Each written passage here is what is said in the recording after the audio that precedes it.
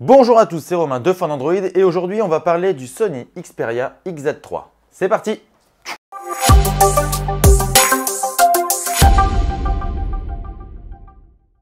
Alors Sony a présenté lors du... Oh putain! Alors Sony a présenté lors du salon IFA de Berlin le Sony Xperia XZ3 qui est son tout nouveau smartphone haut de gamme. Il est donc le successeur du XZ2, XZ2 Compact et XZ2 Premium.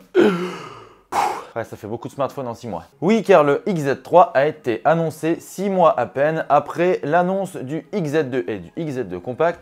Et le XZ2 Premium, lui, est même sorti 2 mois avant l'annonce du XZ3. Autant dire que chez Sony, on n'a pas le temps. Alors pour ceux qui n'auraient pas suivi, le XZ2 et le XZ2 Compact signaient un grand tournant chez Sony, puisque le constructeur mettait fin à son fameux design rectangulaire qui avait connu son succès au début de son cycle, mais qui, petit à petit avec le temps, a pris quand même un coup de vieux et qui a eu du mal à séduire les utilisateurs, surtout lorsque Samsung ou les concurrents présentaient des designs vraiment beaucoup plus avancés. Avec le XZ3, en fait, Sony reprend le design du XZ2 mais l'améliore par quelques petites touches. À première vue, le XZ3 ressemble énormément au XZ2, mais en fait, il est totalement différent, notamment dans sa prise en main. Le XZ3 est beaucoup plus compact et pourtant il a un écran qui est quand même confortable, mais c'est un écran qui est courbé sur les côtés, c'est un écran 2,5D qui vient épouser toutes les bordures du smartphone et qui va donc permettre au constructeur de proposer un smartphone qui tient très bien en main. Les angles sont arrondis et le dos est légèrement moins bombé que sur le XZ2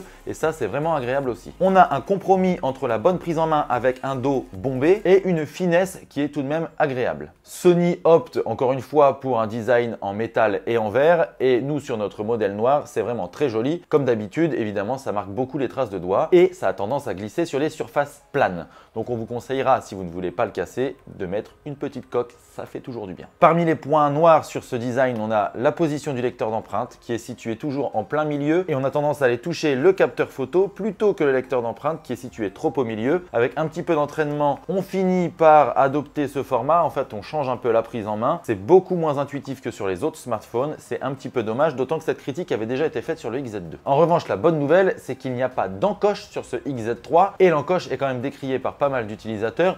Nous, chez Fun Android, on s'en fout complètement, mais on comprend qu'il y en ait certains qui n'aiment pas cette encoche. C'est un écran au format 18/9 et il y a deux bandes supérieures et inférieures qui sont vraiment épaisses, alors que sur les côtés, c'est vraiment très fin. Pourquoi ces bandes sont épaisses? Parce que Sony a intégré deux haut-parleurs stéréo de grande qualité. D'ailleurs, le haut-parleur stéréo du bas est intégré directement le long de la bordure entre la tranche inférieure et l'écran. Et là, l'intégration est vraiment bluffante, c'est du grand art. Parmi les autres mauvaises nouvelles, eh bien, il y a l'absence de port jack. Mais ça, on s'en doutait un petit peu puisque Sony avait déjà éliminé cette connectique sur les modèles précédents. En revanche, contrairement à Apple, Sony fournit un adaptateur jack vers USB-C et des écouteurs USB-C. On va pas trop se plaindre. Dans l'ensemble, donc la prise en main de ce XZ3 est vraiment bonne. C'est un smartphone qui est très agréable à utiliser. Il est vraiment beau. Les finitions sont exemplaires. C'est un smartphone qu'on sortira volontiers en public et qui va certainement susciter des interrogations. Nous, pendant notre test, dès qu'on le sortait devant des amis, on nous demandait quel était ce téléphone qui était particulièrement premium. Bravo Sony. Mais le plus bluffant sur ce XZ3, c'est sans doute son écran. Pour la première fois, Sony a intégré un écran OLED. Et c'est une vraie réussite. C'est tout simplement le plus bel écran OLED qu'on ait vu sur un smartphone. C'est mieux que sur l'iPhone XS et c'est mieux que sur le Galaxy Note 9, même si l'écran est plus petit et moins bien intégré que sur le Note 9. En termes de qualité d'image, c'est incomparable. Le niveau de détail est vraiment très élevé, les contrastes sont parfaitement équilibrés, les couleurs sont fidèles à la réalité et surtout l'écran est ultra lumineux, c'est vraiment un plaisir à utiliser. L'écran de ce XZ3, c'est tout simplement le meilleur écran de smartphone à l'heure où on tourne cette vidéo, bien évidemment. Côté performance, le XZ3 fait le boulot. Il intègre le Snapdragon 845 qui est le processeur le plus puissant du marché. Si on met de côté la puce A12 Bionic d'Apple et le prochain processeur Kirin de Huawei qui a été présenté au salon IFA également et qui sera présent dans les Huawei Mate 20 et Mate 20 Pro. Du coup, sans surprise, les performances de ce Sony Xperia XZ3 sont excellentes au quotidien dans le multitâche puisqu'il a 4 Go de RAM et c'est amplement suffisant et en jeu également puisqu'il intègre une puce graphique qui lui permet d'afficher tous les jeux les plus gourmands, les plus exigeants graphiquement sans sourciller. Donc on peut jouer à Fortnite, à PUBG avec les graphismes réglés au maximum. aucun problème, ça tourne comme une horloge. Ce XZ3, non seulement il est super beau, il a un écran de folie, mais en plus il est ultra performant. Toutes ces performances qui sont liées en plus à l'interface Sony qui a été encore allégée, eh bien c'est tout simplement un plaisir à utiliser au quotidien. Alors tout le monde ne va pas forcément adhérer à la surcouche Sony, mais franchement elle est plutôt pas mal. Et puis Sony a surtout intégré des petites fonctionnalités qui sont hyper intéressantes. Il y a une première fonctionnalité qui consiste à toucher 2 fois les bordures de l'écran et qui va afficher un menu latéral regroupant toutes les applications, soit les plus utilisées, soit des applications recommandées selon le lieu, l'heure et vos habitudes d'utilisation. Ça, c'est plutôt pas mal. Et puis cette bordure, elle peut aussi servir à la capture de photos. En fait, au lieu d'appuyer sur le bouton photo, on peut appuyer sur la bordure de l'écran et ça va capturer la photo. Bon, pour le coup, cette idée, c'est pas de la folie puisque ça fait doublon avec le bouton physique. Donc le bouton physique appareil photo va être plus souvent utilisé que la bordure. Et enfin, il y a une dernière fonctionnalité qui est vraiment pas mal.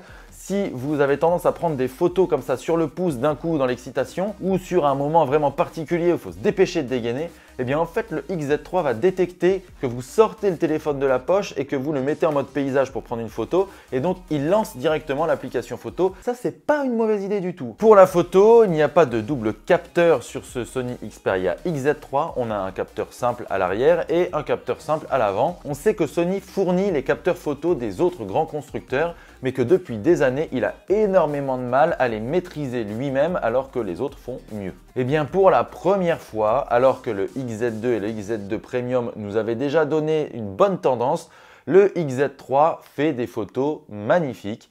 Il n'atteindra pas le niveau d'un P20 Pro ou d'un Pixel 2 dans des conditions de basse luminosité par exemple, ou même avec le mode portrait, mais dans toutes les autres conditions, il se comporte à merveille. Sony a enfin trouvé la formule magique pour exploiter au mieux ses capteurs photos. Donc là, dans de très bonnes conditions, on a des couleurs qui sont magnifiques, on a des contrastes qui sont marqués, un excellent piqué, ça c'est vraiment bluffant, un niveau de détail très élevé. Pour le coup, le XZ3 n'a rien à envier au meilleur du marché. En basse luminosité, on a un peu une tendance à la surexposition, une perte de détail quand même, il faut bien le dire, un petit peu plus que chez certains concurrents comme le Note 9, le P20 Pro ou le Pixel 2. Mais très franchement, ce XZ3, il figure sans souci dans le top 5, top 7 des meilleurs smartphones pour la photo.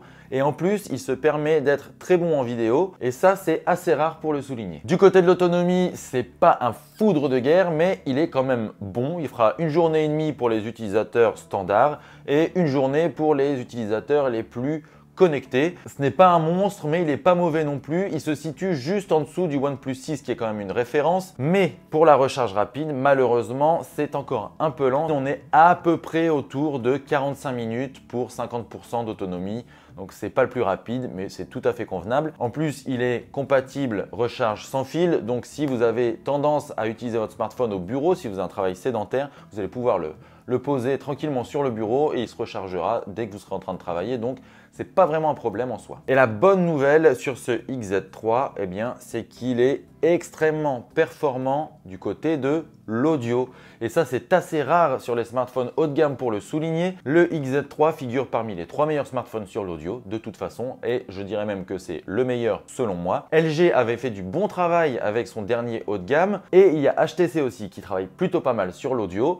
Là, la Sony est vraiment fidèle à sa réputation, à son cœur de métier qui est l'audio. Et on a donc 2 haut-parleurs qui émettent un son en stéréo et Sony renouvelle l'expérience des vibrations dynamiques. Donc pour ceux qui n'avaient pas suivi sur le XZ2, les vibrations dynamiques, c'est un système de vibration qui va se synchroniser sur le son émis par le smartphone. Par exemple, quand il y a des basses marquées, il va y avoir des vibrations plus prononcées. En jeu, c'est particulièrement immersif. En revanche, sur les vidéos, c'est un petit peu moins pertinent. Comme je le disais en début de vidéo, il n'y a plus de port jack, mais Sony fournit un adaptateur et des écouteurs jack. Avec un casque compatible, même en Bluetooth, puisqu'il est compatible aptX, on peut profiter d'un son HD et ça, c'est vraiment une bonne chose aussi. On n'atteindra pas le niveau des baladeurs audiophiles de Sony, mais on est quand même sur une très bonne qualité pour un usage quotidien dans les transports par exemple. Donc vraiment, Sony a fait de l'excellent travail sur l'audio. Alors vous l'aurez compris, pour nous, ce Sony XZ3, il se rapproche vraiment, mais vraiment, il est vraiment à ça d'être le smartphone parfait. Évidemment, le design, c'est quelque chose de subjectif, donc on aime ou on n'aime pas.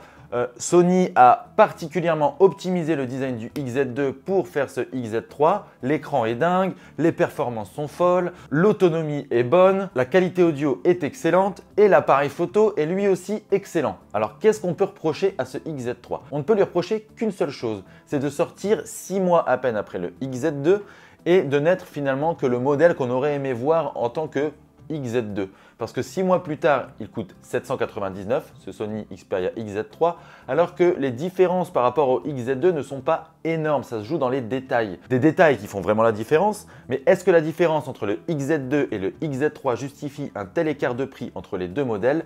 Clairement non. Alors ce qu'on pourrait dire, c'est que oui, ce XZ3, il est presque parfait, vraiment, il est vraiment fou ce téléphone. Le problème, c'est qu'il est encore un peu cher et que son seul concurrent finalement, c'est son prédécesseur, le XZ2. Évidemment, il est aussi en concurrence avec l'iPhone XS, avec le Galaxy Note 9, avec tous les autres hauts de gamme qui vont sortir en cette fin d'année. Mais très clairement, le XZ3, c'est le smartphone le plus complet qu'on ait eu à utiliser cette année. Sony n'a fait aucune concession.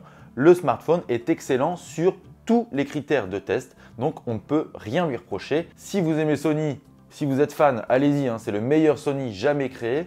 Si vous cherchez un smartphone ultra complet qui peut rivaliser avec les meilleurs du marché, ce XZ3, vous en serez content forcément puisqu'il ne laisse aucune place au doute sur tous les critères, il est excellent. Et voilà, ce test du Sony Xperia XZ3 est maintenant terminé. Merci à tous de l'avoir regardé. Je mets dans la description tous les liens vers le test et tous les articles qu'on a pu écrire sur ce Sony Xperia XZ3. Je mets également dans la description tous les liens vers nos réseaux sociaux. Vous pouvez bien sûr commenter dans la zone commentaire pour nous dire ce que vous pensez de ce XZ3, mais aussi ce que vous pensez de cette vidéo. Et puis n'hésitez pas à vous abonner à notre chaîne YouTube, c'est juste ici. Et juste à côté, vous pouvez déclencher les notifications en cliquant sur la petite cloche. Et comme ça, vous ne louperez pas nos prochaines vidéos. Encore merci à tous pour votre fidélité. À bientôt pour de nouvelles vidéos sur Fun Android. Ciao, ciao!